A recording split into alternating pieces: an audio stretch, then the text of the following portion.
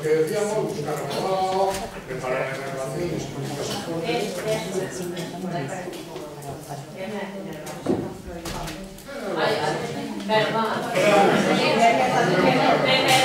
Poner la pasta. La enervación, enervar era quitarle fuerza a los argumentos del banco. ¿Cómo se le quita fuerza a los argumentos del banco?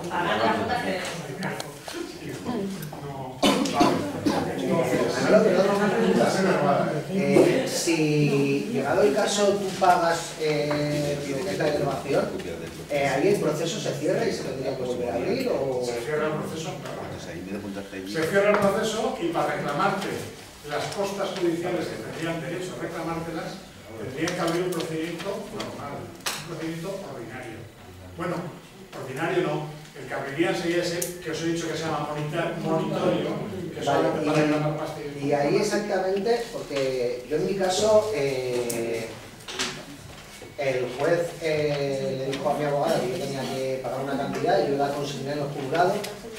Y luego Bancaja no estaba de acuerdo, siempre faltaban 200 euros, hice varios ingresos en la cuenta del juzgado y luego ya me dijeron que allí no ingresara más, que aquello se había cerrado. Y luego lo siguiente fue la subasta. ¿Lo siguiente fue la subasta?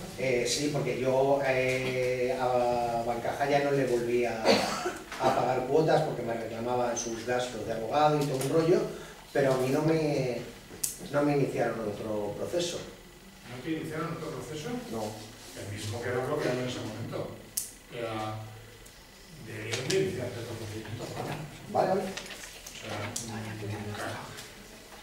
Esa información suspende, porque suspende lo que paraliza. Cuando una cosa se suspende, no es que queda paralizada temporalmente, sino que te refiere a la verdad que lo acaba de concluir, o sea,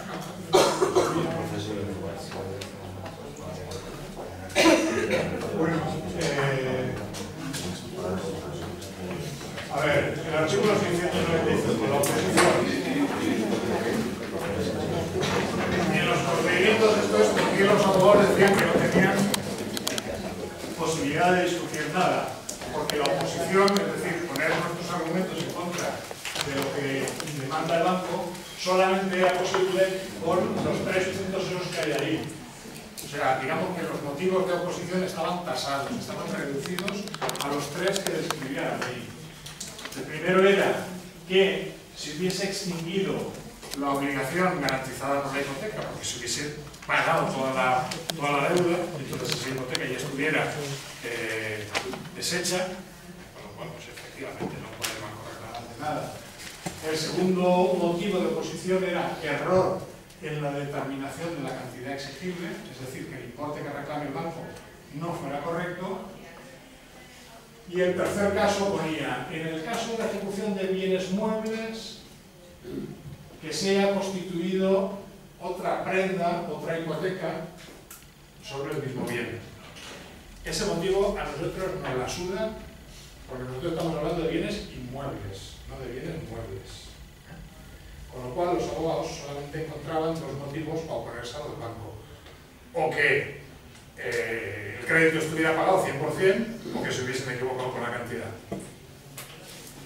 Cuando nosotros metimos las firmas de la ILP y estos tíos se inventaron la ley 1/2013, le añadieron el cuarto supuesto que pone ahí.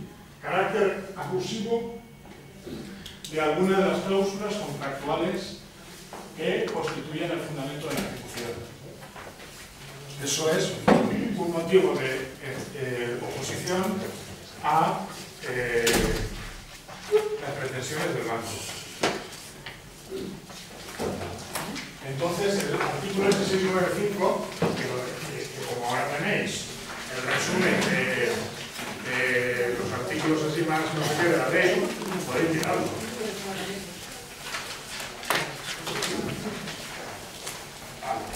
Lo tenéis ahí, yo lo he puesto resumidito también. Pero en cualquier caso dice, el auto que estima, es decir, que da por...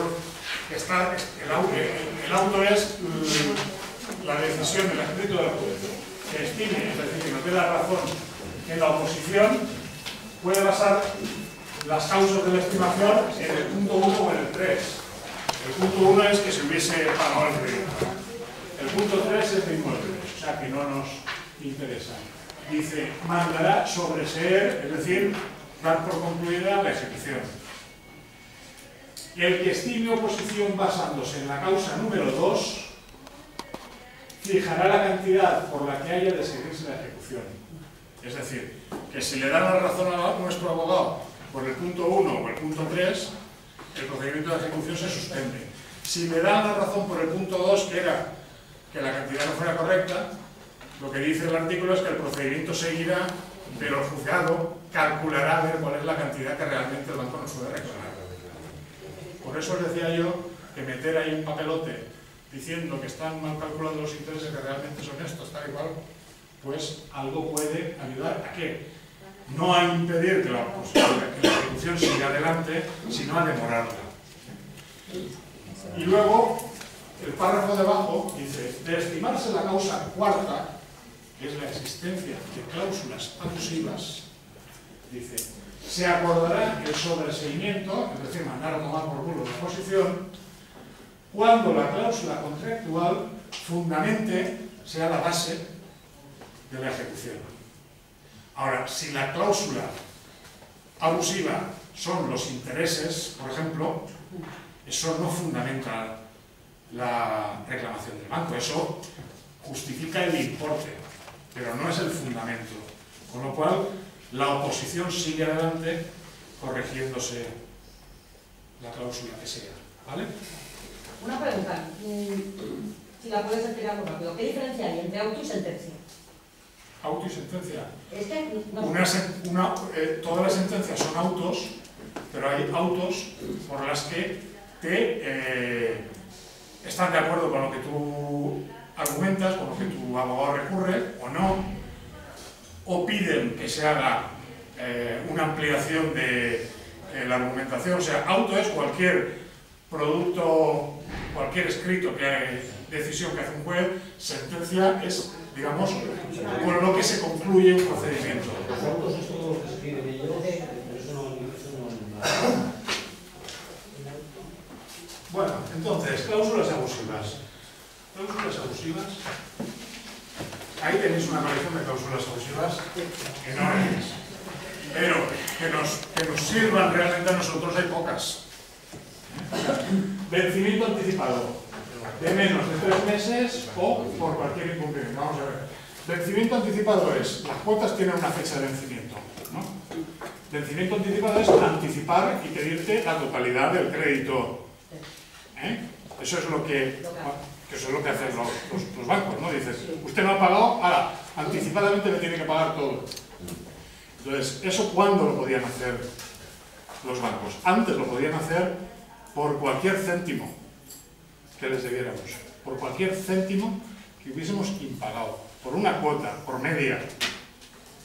Con la ley que sacaron en mayo estos, para contentarnos un poco, dijeron, hombre, es un pasote que porque tú tengas media cuota o una cuota impagada en un contrato de 360 cuotas, se vaya a romper el contrato. Como mínimo tienes que tener 3 cuotas impagadas. Eso es lo que pone la nueva ley.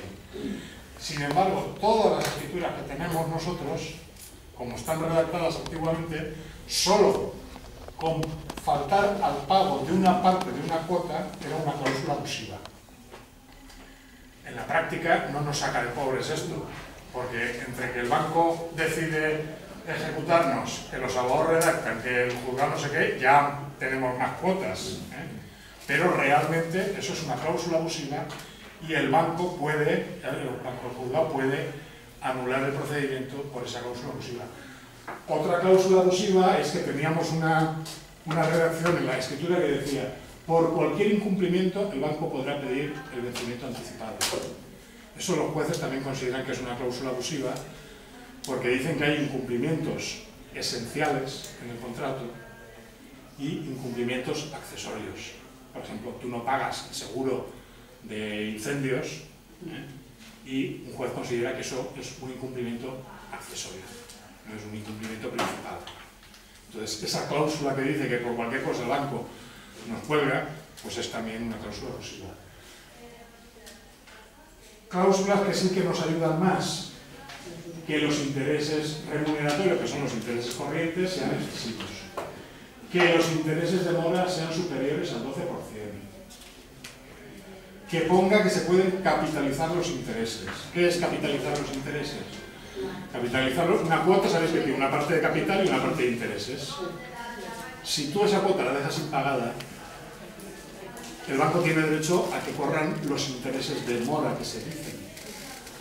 Pero los intereses de mora deberían de correr sobre el capital, no sobre la parte de capital y la parte de intereses. Porque si no estarían cobrando intereses sobre intereses, que es lo que se llama capitalización de intereses. Que redondea los intereses al alza, eso es otra cláusula abusiva. Cláusula suelo, son cláusulas que se consideran en general abusivas. El centrifugar hacia el deudor cualquier tipo de gasto. Yo he leído los de Banesto, hasta te ponían que podían cobrarte el coste de las llamadas telefónicas que te haga el banco. ¡Ay, por Dios! Claro, sí, pero todo eso son... La venta extrajudicial es más discutible. La imposibilidad de vender o de alquilar sin autorización del banco esa vivienda también está considerado que es una cláusula. ¿Por qué la venta extrajudicial es discutible? ¿Por qué la venta extrajudicial es discutible? Es una cláusula abusivísima. Bueno, ahora cuento lo de la venta extrajudicial. Bueno, este es Harry Potter. Porque lo que dice otro principio del derecho es quod nullum est, nullum effectum prodit. Esto es Harry Potter, que dice que lo que es nulo no puede tener ningún efecto. Es decir, lo que la jueza o el juez considere cláusulas abusivas desaparecen. Sí. No puede ser. Quod es aquello. Aquello que es nulo, ningún efecto produce. Tenemos unos intereses al 20% de mora, como eso es una cláusula abusiva y debe ser nulo, pues desaparece. No es que se bajen al 12%, No, es que no hay intereses. es que no hay intereses de mora. ¿Se entiende? Por ejemplo, si tú denuncias a banco, por ejemplo, como que hay cláusulas abusivas, después te puede decir, vale, sí, quitamos las cláusulas, pero las puedes poner en una cláusula normal, ¿no? O sea, si hay 19, ¿te puede romper el contrato? No. Vamos a ver, estoy diciendo. Esto se va mirando cláusula a cláusula. Si hay una cláusula de intereses moratorios abusiva, debería de anularla. Y al no estar esa cláusula en nuestro contrato, no deben de poder reclamarnos ninguna cantidad por intereses de mora. ¿Vale? Ahora vamos a una más gorda. Intereses remuneratorios abusivos. Para encontrar intereses remuneratorios abusivos y que un juez te lo acepte, tiene que ser, no sé, una financiera de estas pequeñitas piratas que hay, no sé. O sea, intereses remuneratorios abusivos serían las financieras que por un préstamo hipotecario estén cobrando un 18% De interés. de interés o un 16%, algo que esté por arriba del 12%, que es lo que dice ahora la ley. Eso sería considerado un interés remuneratorio abusivo. ¿Y ahí qué pasaría? Pues tendría la cláusula, el hechizo de Harry Potter, ¿no? Pero claro, si en un crédito te cargas los intereses corrientes, colegas, te estás cargando el crédito en sí mismo. ¿Sabéis lo que quiero decir? O sea, eso provocaría la anulación de ese crédito. Con lo cual, es una discusión gorda. No es una ejecución hipotecaria normal, es una ejecución gorda. Nos hacen falta no nuestros poderes de reguladores, sino que un abogado que meta mano en serio. Vais a recibir estos dos papelotes. Vais a recibir estos dos papelotes. Lo primero, que es un artículo que dice cláusulas abusivas más habituales en las escrituras de la hipoteca. Análisis de los últimos pronunciamientos de los juzgados. Que la señora esa analiza todas las cláusulas abusivas, incluida la que os estoy diciendo de intereses remuneratorios, que son intereses corrientes abusivos. Pero no nos centremos, no nos cedemos en esta historia, Porque aquí las únicas colegas que van a encontrarse ese tipo de marrones van a ser las... No. Bueno, igual alguna más. Yo decir, la gente de UCI o de financiero de estas... O sea, me ha puesto la mano que no hay ningún contrato de Bankia, de Banesto y tal y cual con esos intereses abusivos. Lo que nos importa... Sabadell, 25. Pero serán los intereses de mora, compañera. Claro, no estamos hablando de los intereses normales. Volvemos para atrás. Claro, Volvemos para atrás. los de mora no. O sea, Harry Potter nos dice que lo que es nulo se anula. Con lo cual, como lo que es nulo se anula, cuando en la escritura pone vencimiento anticipado por más de no sé qué, fax, la carga. Cuando ponen intereses de mora del 20% se anulan.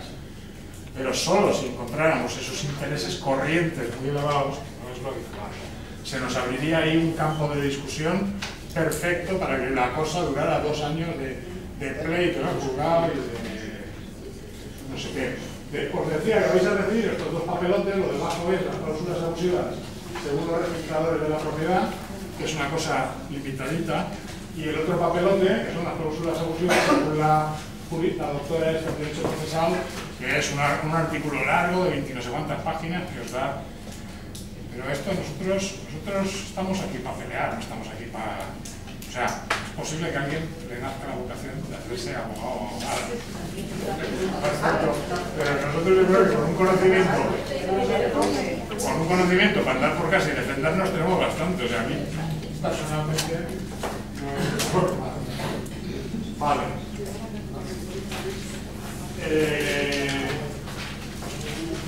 Segunda fase, subasta. Está regulada en los artículos 6 y 7 al 6 y 7 de la Ley de Enjuiciamiento Civil. Que no sé si os los he fotocopiado. No. ¿Sí, maestra? Vale, pues entonces, por ir rápido, ¿qué hay que hacer? Estar presente en la subasta, sea notaría o sea juzgado. Recordad lo que hemos visto en la primera parte con alguna pregunta. ¿Quién tiene derecho a estar en la subasta? Tiene derecho quien tiene un interés legítimo o reconocido. ¿Quiénes son esas partes? Pues en general, las 2 partes de la escritura, el afectado y el banco. El afectado no lo nombra el artículo, pero se presume que tiene un interés legítimo, no olvidéis eso de interés legítimo. Y los otros que pueden estar ahí son los que hacen una consignación del 20% del dinero que hay en reclamación. Que son los subasteros. Hay 2 cantidades en una subasta, en discusión. Una cantidad es lo que nos reclama el banco y otra cantidad es el valor a efectos de subasta. Esos 2 importes hay en una subasta. ¿Qué hay que hacer antes de la subasta? Conseguir que nuestro abogado o abogada revise exactamente el importe que nos reclama el banco. Porque eso, en fin, si nosotros vemos que hay un error y dejamos que el error evolucione con todo el procedimiento, nos va a costar más desviarlo. O sea que si hay que decir que las costas judiciales que nos están cobrando son excesivas, hay que decirlo antes de ese momento. El otro importe. Pues el otro importe es el tipo de salida o el valor a efectos de subasta que se dice de las 2 formas. Podemos encontrar en la redacción de la escritura valor a efectos de subasta o tipo de salida en subasta. El tipo de salida es el precio de salida. ¿Qué valor? ¿La tasación actual o la tasación vieja?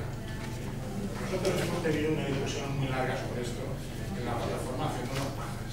O sea, cuando una escritura dice que el valor a efectos de subasta pactado por las 2 partes es X, el juzgado se va a coger esa valor. Cuando nos hacen ahora una tasación nueva para admitirnos una dación en pago, las hacen porque el Banco de España les está obligando a la banca que cuando hagan una dación en pago quieren saber cuál es el valor en mercado de ese piso en este momento, pero no está eso vinculado con la subasta. 20 días después de la subasta se adjudica al banco el piso por un 70% de su valor. Pero eso pasa cuando una subasta está desierta. Voy a contar un poquito rápido qué pasa en las subastas. Las subastas pueden estar con puja o desiertas. Cuando una subasta es desierta, se tiene que comer el banco, nuestro piso, en dos niveles. O al 70% del valor efectivo de subasta, si nuestra deuda es mayor que el 70%, y si no, se la tiene que comer por el 60%. Sí. Voy a poner un ejemplo. Nuestra deuda son de 200 y el valor a efectos de subasta son 100. Pues el banco dirá, el piso pone valor a efectos de subasta 100, el 70% son 70, como tú me debías 200, me sigues debiendo 130.000. Está claro. Ahora, pintémoslo al contrario. El debe 100, el valor de subasta son 200. Pues entonces, el juzgado no va a subastar al 70%, es decir, por 140.000 y darnos 40.000 euros a nosotros. El juzgado lo que va a hacer es subastarlo al 60%.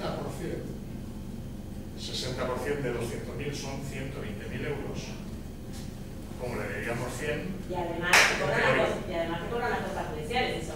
En teoría nos tiene que devolver 20.000 a nosotros. ¿Se ha entendido esto? Sí. Vale, entre el 60 y el 70, el juzgado va graduándolo, va a dejar la deuda cero. ¿Vale? Toca hacer aquí más historietas. Ahora, a la subasta se podría presentar un subastero. Y el subastero coger y pujar. Y no está obligado a pujar al 70%, colegas. No está obligado a pujar al 70%, ni al 60%. Por la ley, como esto la ley van cambiando cositas, no nos dan la razón a nosotros al 100%, ni mucho menos. En la ley veréis que siguen los subasteros pudiendo pujar al 50%. Y pueden pujar también, digamos, acabando por la totalidad de la deuda que nos reclama el banco. Ahí hay un espacio de controversia. Yo creo que está claro que hay controversia con eso y el secretario judicial toma una decisión u otra. En este momento no se presentan subasteros, con lo cual no nos hace falta afilar mucho el lápiz en el conocimiento de este marrón. Pero sí os diré que cuando alguien puja y se queda con nuestra casa, si nuestra deuda con el banco es mayor, el que se queda con nuestra casa se tiene que comer nuestra deuda. ¿Sabéis? Y, digamos, se pone en nuestra posición y tendría que pagarle al banco el resto del crédito que hubiese pendiente. Entonces, por eso, en la práctica estamos protegidos por una franja que va entre el 60 y el 70%. Ahora la particularidad que decía Creia. Creia lo que ha dicho es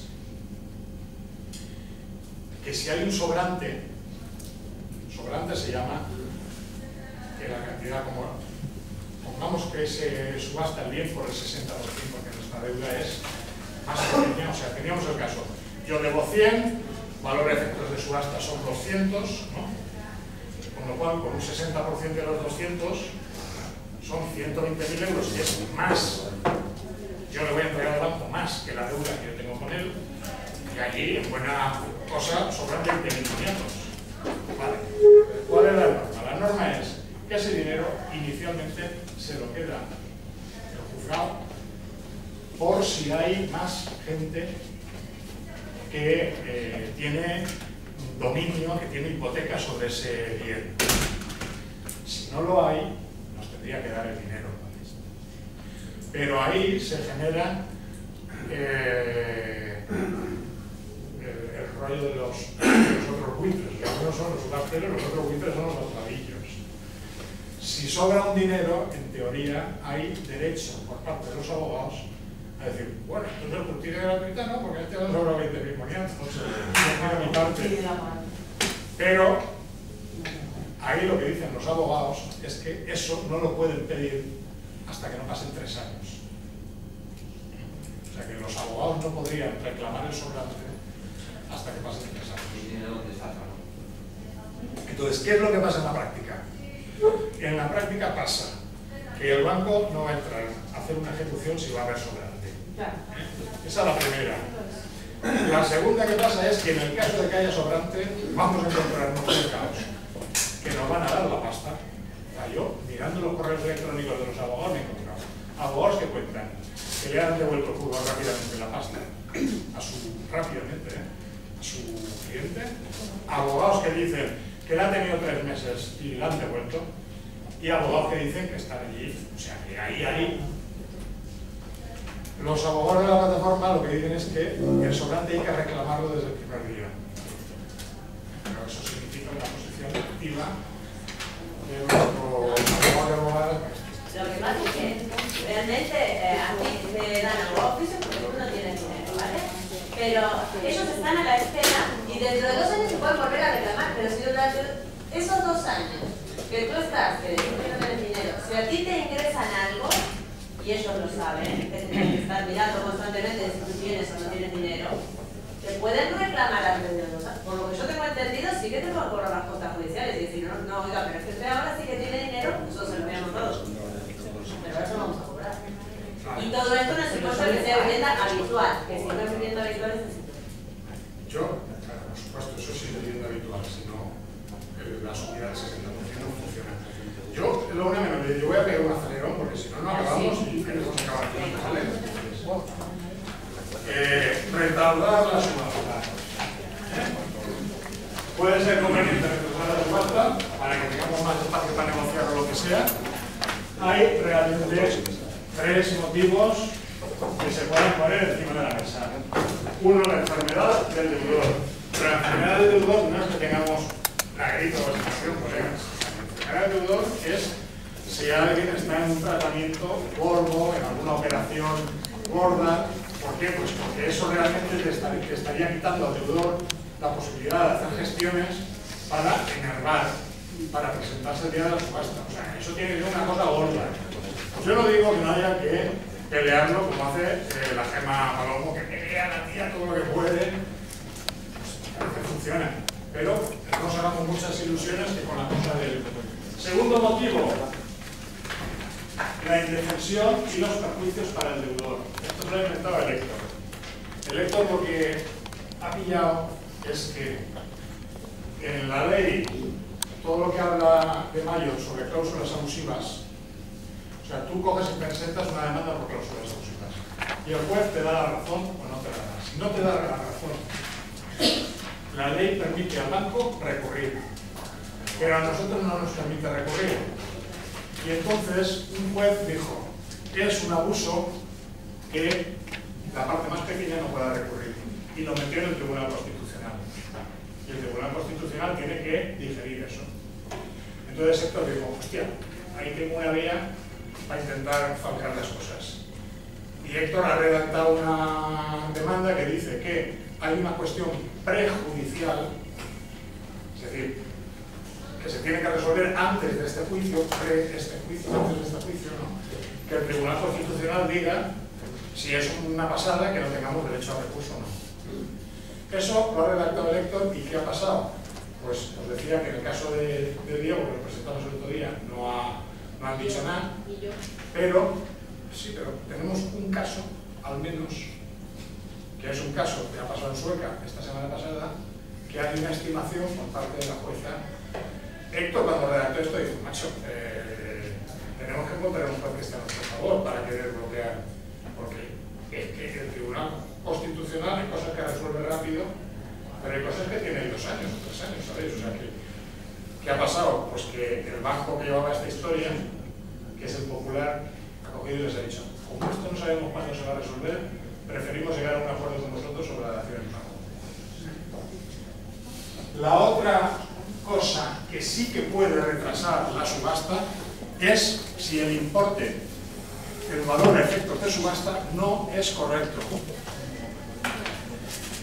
¿Cómo sabemos el valor a efectos de subasta es correcto o no es correcto?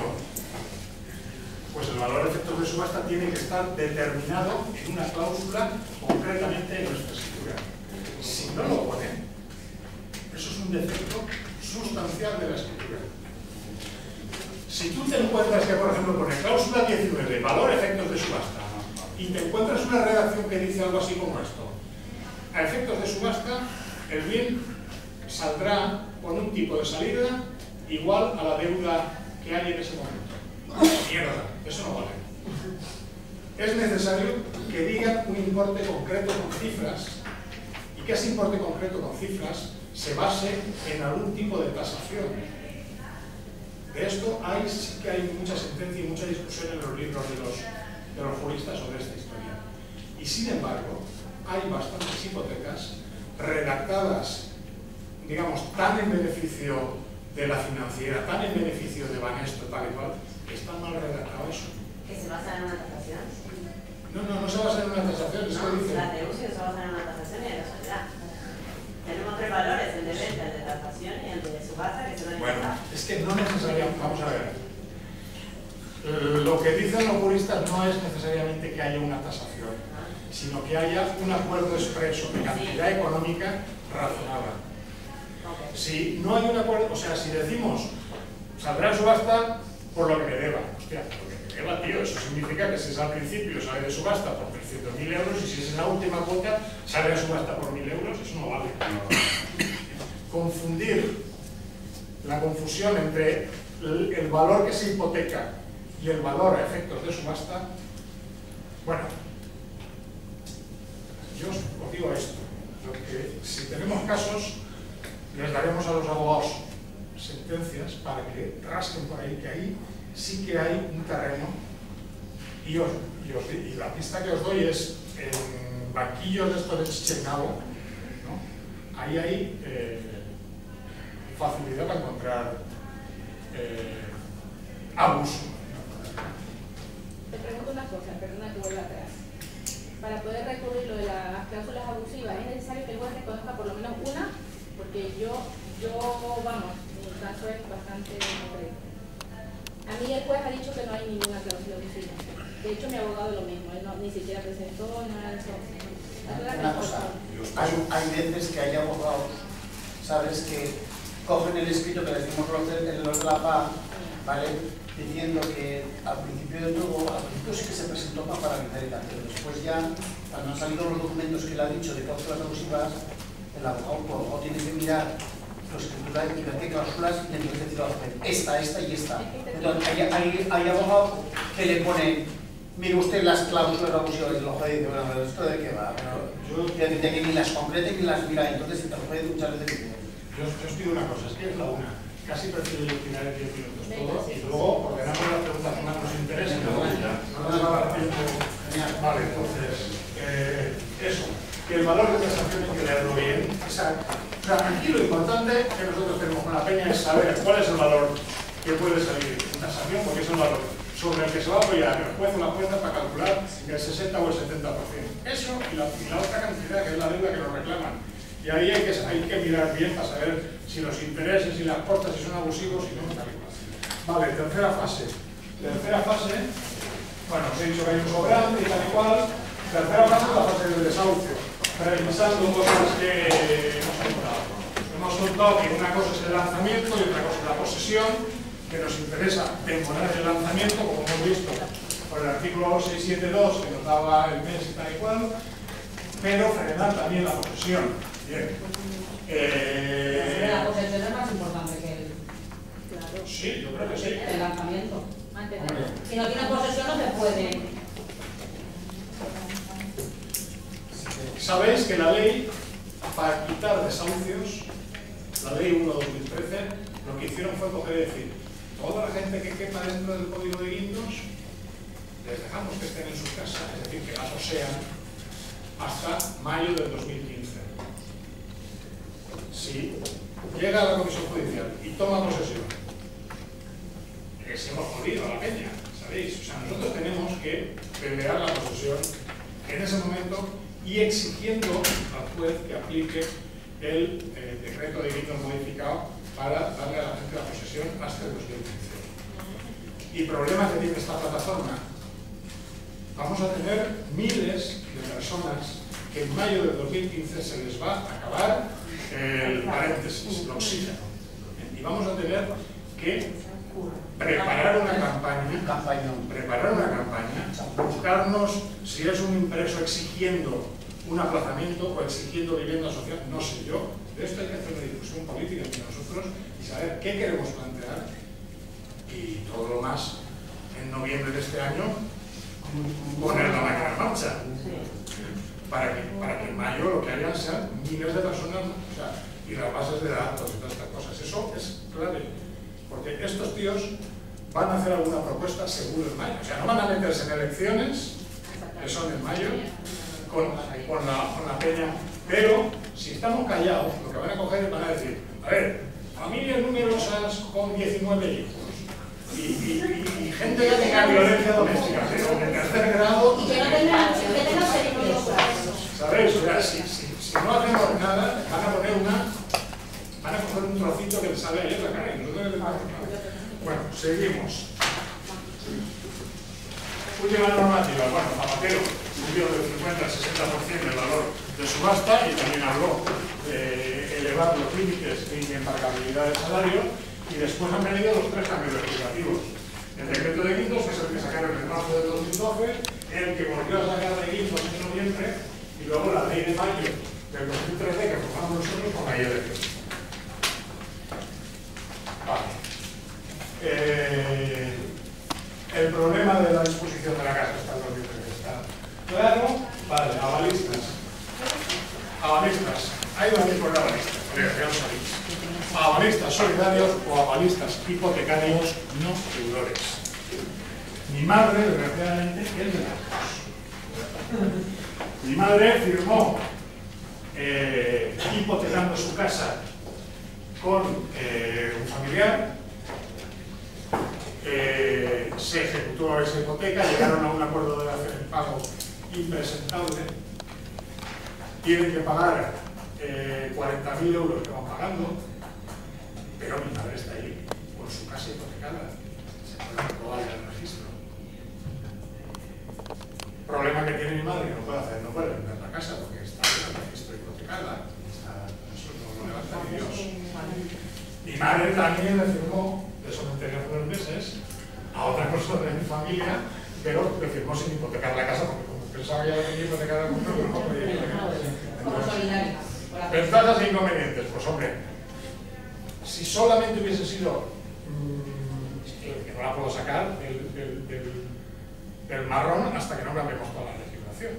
Entonces, lo único que puedo hacer es de vez en cuando, si hay alguna cuota impagada, si solamente fuera deudora solidaria, podríamos haber pagado las cuotas, haber cambiado de nombre su casa, ¿sabes? Y luego pues que hubiesen entrado en impago, lo que sea. Pero como está, pues su casa hipotecada con la otra, no tiene sentido, ¿no? Pero la diferencia es, en un caso solamente pueden proceder contra su casa y no contra la pensión. En el otro caso pueden proceder contra cualquier bien, pero tienes una cierta posibilidad de escape.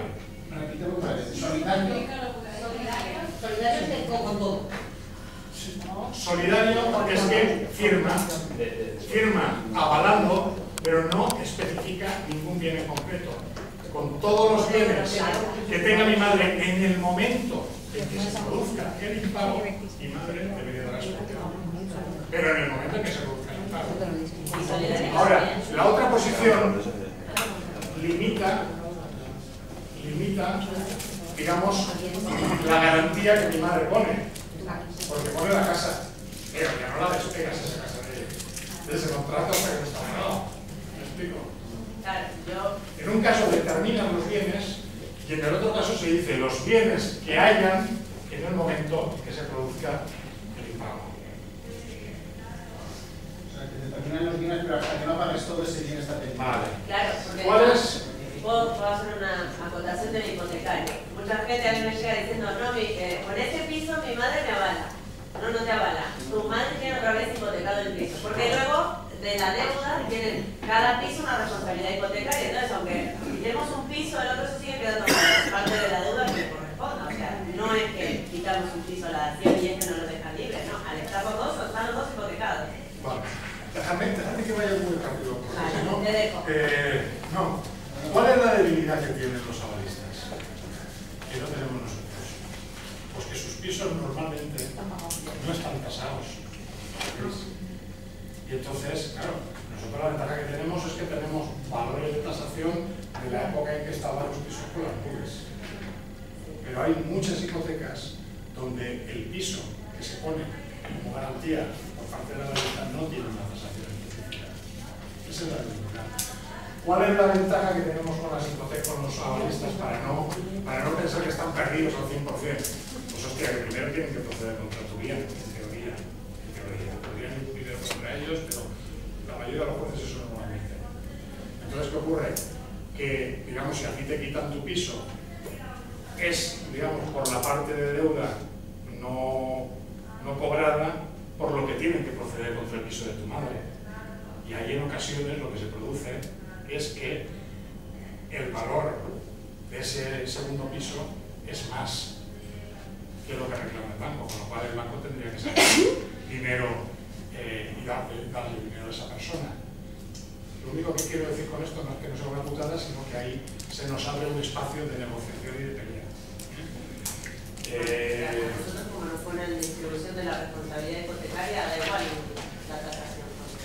Ya está distribuida. Dicen, esta vale por tanto y esta por tanto. Sí, lo pones bien. Vale, intereses hemos visto a la mañana que hay intereses remuneratorios o corrientes e intereses moratorios. La legislación lo que dice sobre intereses es que el interés legal del dinero en estos momentos es el 4% y el mora el 5%, que la ley de ventas a plazos establece un interés máximo del 8%, que la ley de mayo del 2013 dice que el interés de mora puede ser como máximo 3 veces el interés legal, como el interés legal en este momento es el 4 por 3, 12, y que intereses leoninos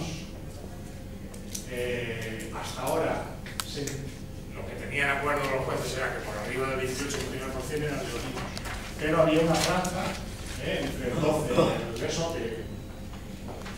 que no se tienen, que los intereses solo se deben calcular sobre el capital pendiente y no sobre los intereses no pagados, porque eso sería capitalización de intereses.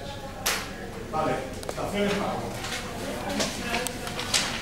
Déjame que vaya muy rápido y esto. Eso va por ti, Clelia. Estaciones pago. Estaciones pago sabemos que una cosa es el valor que tienen en estos momentos las daciones en pago, pero y nuestras peticiones de daciones en pago, pero el Banco de España sí que le da valor a que hagamos peticiones. Que es una negociación que no tiene sentido entrar en daciones en pago solamente si la deuda es mayor del 70% del valor de subasta, porque de lo contrario es mejor forzar a que el banco vaya al juzgado y que haya un sobrante. Por entrar en la negociación, que jurídicamente una dación en pago es un pago en especie, entonces eso es una compraventa.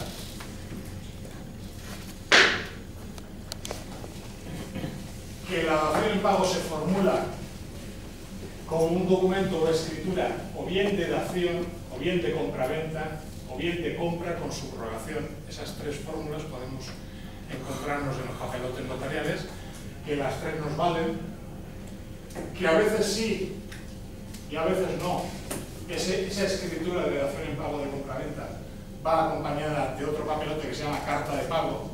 Carta de pago es como un recibo por el que el banco dice, y el crédito aquel está completamente pagado.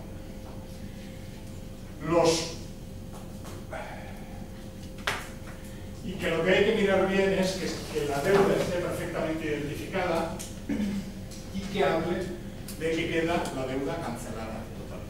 Nosotros tuvimos una discusión que duró meses. Nosotros, vaya. La discusión la tuvieron los abogados, las abogadas de la plataforma, y nosotros lo que les llenábamos eran de dudas, porque decíamos, coño, si yo debo 120.000 euros, ahora la dación en pago me pone, el notario la ha redactado por 50, o la ha redactado por 60. ¿Esto qué pasa? ¿Que el otro dinero lo han vendido a un banco alemán? ¿Me lo van a poder reclamar? Y estoy por ahí dándole vueltas y vueltas. Vale. Los notarios dicen que cuando un banco firma un documento de dación en pago diciendo que mi deuda en este momento es esto y que queda cancelada, dicen que eso equivale a una concesión, que es la palabra más fuerte que pueden gastar los tíos. Es decir, que si el banco quisiera en el futuro reclamarnos dinero, que tendríamos garantía absoluta de frenarlos en el juzgado y pedirles incluso perjuicios. O sea, la verdad es que eso es una concesión y que estemos 100% tranquilos con esa película. Entonces, últimos apuntes. Fiscalidad de la dación. La dación en pago hay que pagar con estas historias impuestos a dos entidades, o al ayuntamiento o a Hacienda, a la agencia tributaria. ¿A las dos? A las dos. Al ayuntamiento se le paga el IBI todos los años. Y el día que hacemos una compra-venta se paga el impuesto de plusvalías, el impuesto sobre el incremento del valor de los terrenos. Que encontraréis calculadoras en internet para calcular, según los años que has tenido el piso, cuál es la plusvalía que calculan y tal y cual. ¿Qué pasa? Que otro pequeño triunfo de nuestra ILT fue que todas las daciones en pago que se hacen al amparo del decreto de guindos no hay que pagar el impuesto de plusvalías. ¿Vale? No hay que pagar el impuesto de plusvalías. El IBI sí, pero el impuesto de plusvalías no. El IBI no lo paga el banco. No, el IBI lo tenemos que pagar nosotros. Lo que pasa es que cuando los de Paterna negocian la dación en pago, como es una negociación, pueden negociar que además de quedarse en la casa, que paguen las deudas que haya con la escalera. Yo no voy a negociar eso. Y que paguen el IBI.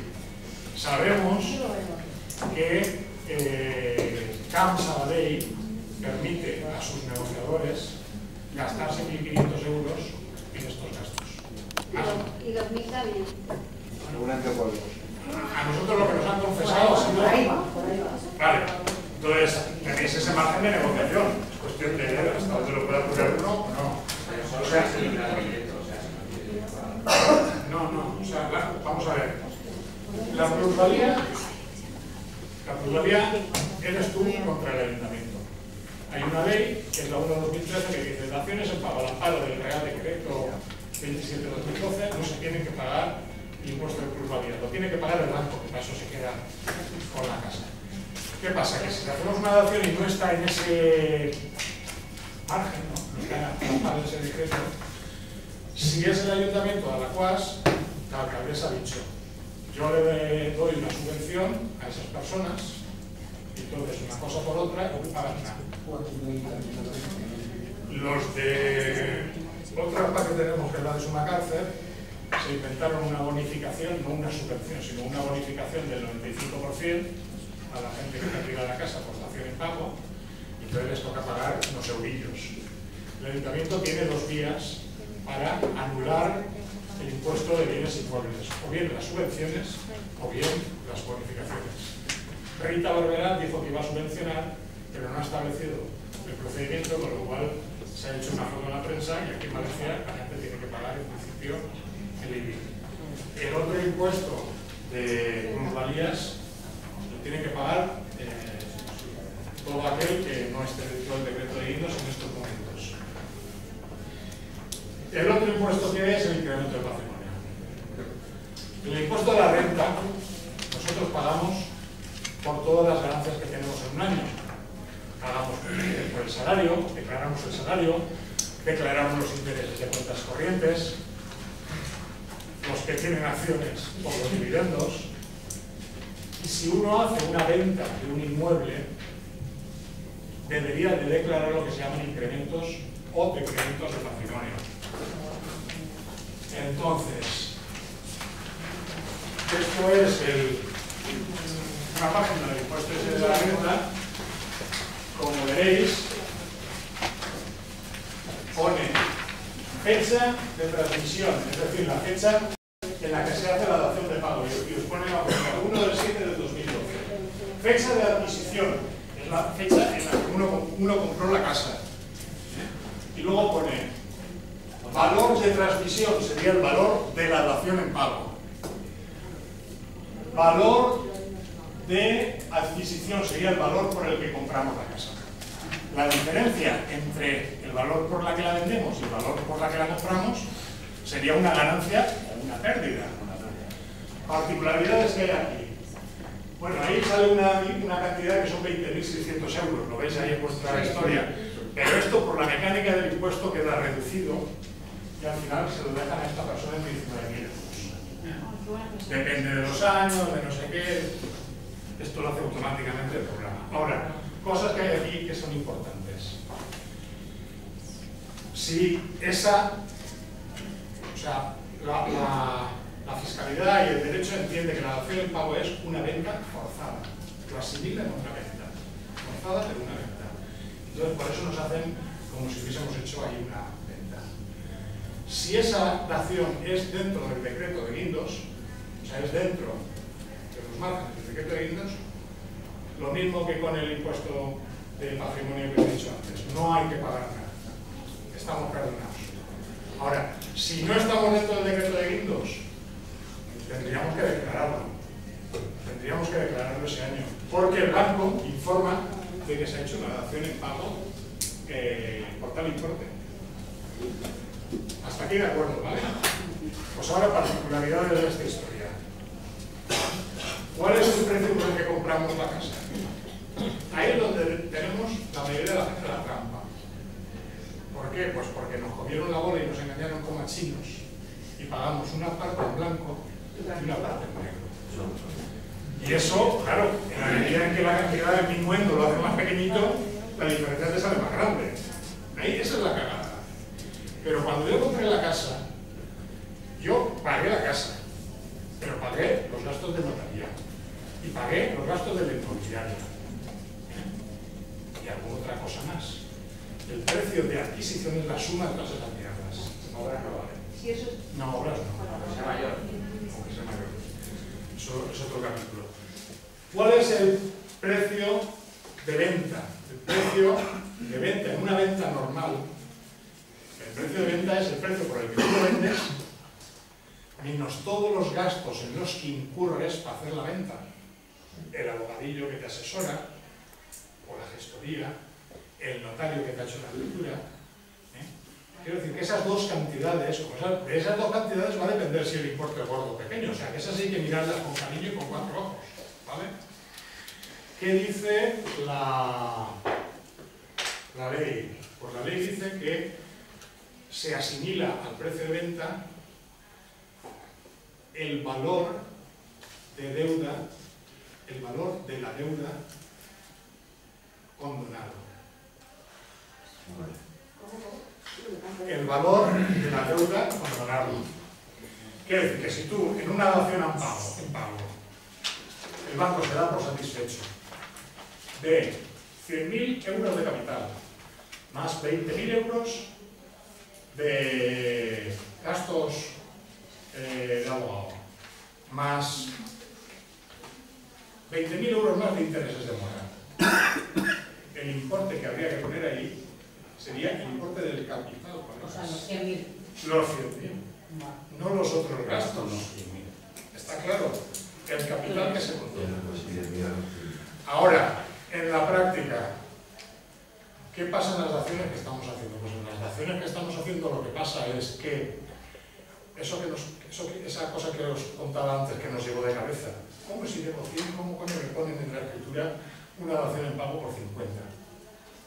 Pues eso nos interesa, porque ahí hay una confesión del banco de que en el momento en que se hace la dación, mi deuda era 50. O haréis 50 y uno que se espera. Con lo cual, en la práctica, yo creo que la mayoría de las daciones no van a tener incremento de patrimonio. unas porque están bajo el amparo del decreto de INDOS y otras por cómo están haciendo los bancos los documentos de dación en pago. ¿Quién me da miedo? Pues yo, la verdad, por las que he visto, las que me dan miedo son cosas raras de estas tipo el Banco Popular o el BBV, ¿sabéis? Que esos casi te hacen una dación en pago diciendo que debías, la hostia, no sé qué, no sé cuántos. También, por acabar ya y no comer más la bola, yo creo que nos interesa, si no es un importe pequeño el que figura en la dación, si vamos a poner, nos va a poner ahí que no sé qué, que desglose y que aparezca cuál es el capital, cuáles son los intereses, cuáles son las fuerzas judiciales, porque de ahí quitamos cosas. ¿Vale? Y el otro día, bueno, ahí tenéis. Vale, y lo de IRPH, quitamos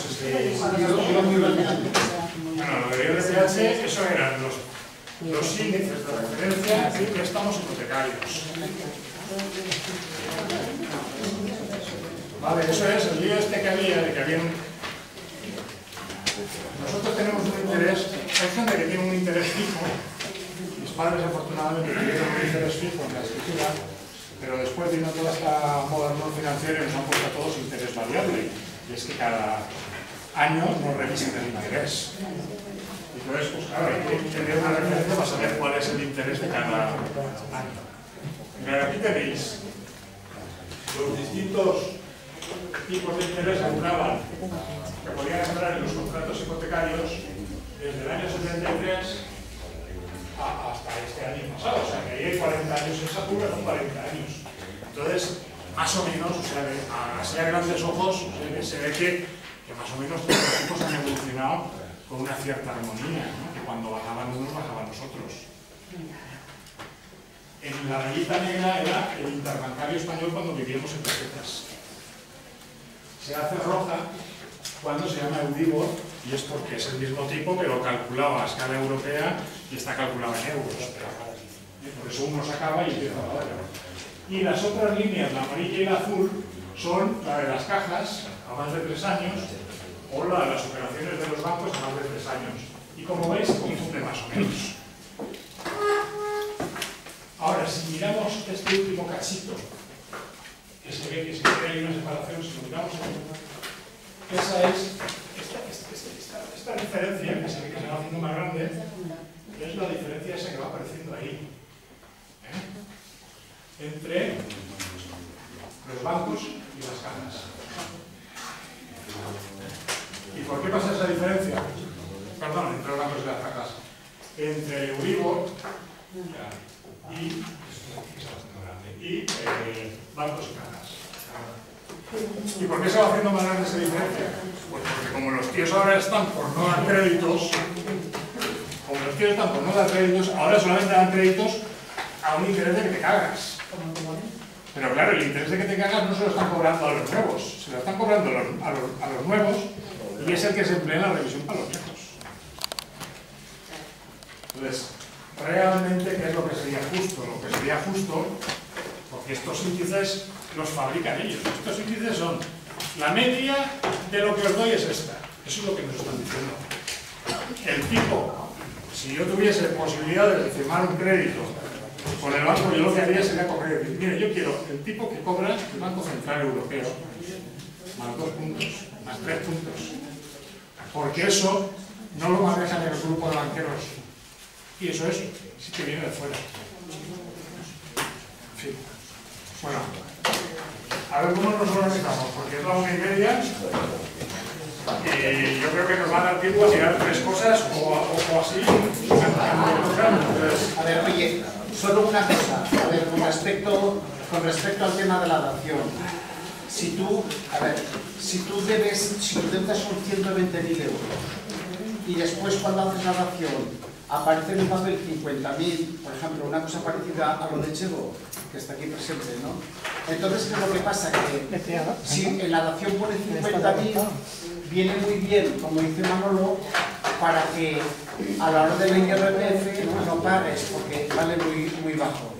Lo que pasa es que él ha hecho referencia ya a una comida de coto, que entonces decíamos, sí, pero si me compran el piso por 50.000 yo debo 120, el otro me lo pueden estar pidiendo en cualquier momento. Entonces estábamos pidiendo junto al documento de dación una cosa que pone una carta de pago.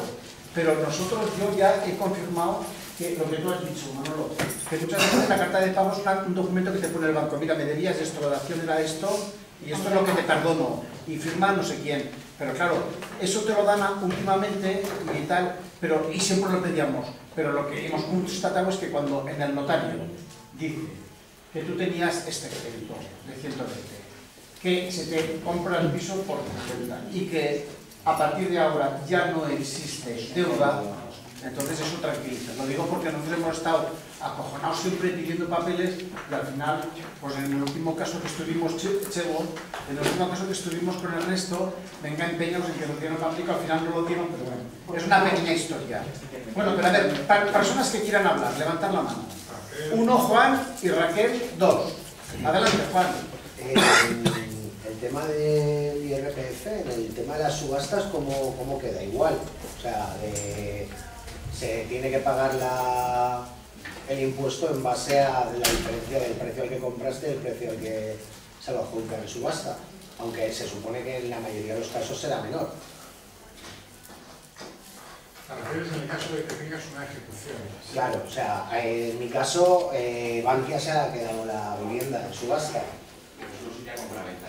No, pero a mí en Hacienda me reclamaban, a mí en Hacienda me reclamaban y yo fui y les presenté lo de la subasta, les dije que era un decremento de capital y que yo no tenía que pagar nada. A mí no me han pagado nada, Yo creo que una ejecución hipotecaria no tendríamos que declararlo. Pero se lo reclama Hacienda, ¿eh? Vale, pero es que eso no es ni tan siquiera una venta forzosa, eso es una ejecución. Claro.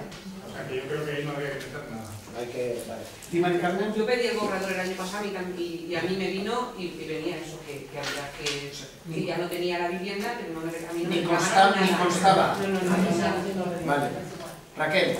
Cuando te da la dación en pago y vas al notario a firmar, el notario que lo paga. Por una pregunta muy fácil, pero yo nunca... Lo paga el banco, lo paga el agregado. En última instancia está en tu cuenta. Por eso digo, ¿cómo te van a la dación? Todos los españoles. De todas formas, también eso es cuestión de negociar las cosas, todo depende de qué dación y cuánto vale una cosa y todo, y de que aquí... Sí, pero que yo no conozco a nadie que haya tenido que cosas. Hay unos que Se hace firmaban una dación porque no tienes la a Rural, los amigos de Montserrat, y decían que no firmaban si no le pagaban los 1.000 euros del notario. Yo Gema a Montserrat, le enviaron una en el banco y al final dijo a la chica, nada, no paguéis nada. Nosotros, pero tenían que pagar 1.000 euros de... Todas las daciones que hemos hecho nosotros, por lo menos las que han pasado por nosotros, las ha pagado el banco. Porque si encima de que no tienes, las han pagado... Como las llamadas telefónicas que ha dicho. Sergio. Una pregunta. Si en el auto que te llega, bueno, nos llegó lo de la subasta, hemos detectado que hay un error, un defecto de forma, eso también se puede parar la subasta, ¿no? En realidad sí, pero eso es una cosa más concreta. Hay que ver si es un error error importante. En el pones donde el registro de la propiedad, el tomo no es correcto. Yo creo que eso no paraliza. Yo creo que eso no paraliza. En la mía ponía una vivienda de mala. Yo lo que te quiero decir es que... Hombre, eso es lo que se tiene que subsanar seguro, primero, porque si no... Ahora, lo que pasa es que igual tú... Eso, el abogado del principio tiene que decir al juez que está mal puesto, primero. Porque si no, ahí hay un problema. Ahora, que el juez entienda que porque a lo mejor pone 26 tiene que poner 36 para evitar la subasta es más complicado. Se puede solicitar. Se puede solicitar. ¿Por qué no? Por no decir nada, a lo mejor subasta lleva menos la suya. A ver, ¿otra pregunta? Concretamente, por la pregunta que te hice, con respecto a lo de las cláusulas abusivas, ¿tiene que el juez reconocer una para poder recurrir? Como comentaste. No lo ponemos nosotros porque tú opinas que hay cláusulas abusivas. El juez después es el que estima en parte o en la totalidad o desestima tu derecho y dice yo opino que hay cláusulas abusivas. También es verdad que si os fijáis la lista de cómo está redactada en el presupuesto, el juez de oficio tiene que mirar si hay cláusulas abusivas. Y claro, en mi caso, mi abogado concretó solamente una que sabíamos que no era Si lo que pasa es que, mira, vamos a ver, tenemos lo deberían de hacer de oficio, pero hay jueces y juezas que no lo hacen. Con lo cual deben de decirlo nuestros abogados.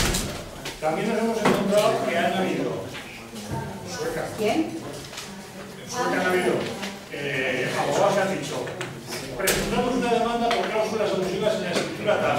No han especificado qué es. Y la jueza ha dicho: esto es una cosa tan mal hecha, ¿sabes, tío? Que te la tiro para atrás. Y les ha obligado a que lo vuelva a hacer. Y dicen: pues sí, miren, la cláusula duodécima, la tercera y la no sé qué. Mejor lo que ahora argumentado, pero se acababa, ¿no? Yo lo que os pasaré será de los dos documentos que os he dicho de cláusulas abusivas, y otra cosa que hay de cláusulas abusivas